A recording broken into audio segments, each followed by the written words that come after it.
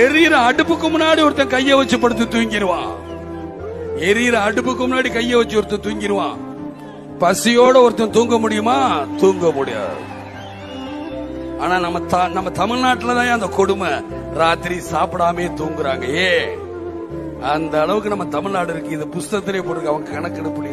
இன்னைக்கு விக்கிற விலைவாசியில 3 நேரம் சாப்பிடுறோம், 2 நேரம் சாப்பிடுறான், 2 நேரம் சாப்பிடுறோம், ஒரு நேரம் சாப்பிடுறான், அரை நேரத்துக்கு வந்துட்டான், அரை நேரம் சாப்பிடாம ஒண்ணுமே சாப்பிடாம பச்சை தண்ணியும் இடுப்புல ஈர துணியும் கட்டிக்கிட்டு போய்கிட்டு இருக்கிறான். அதான் இந்த நிலைமையோட ஆட்சி.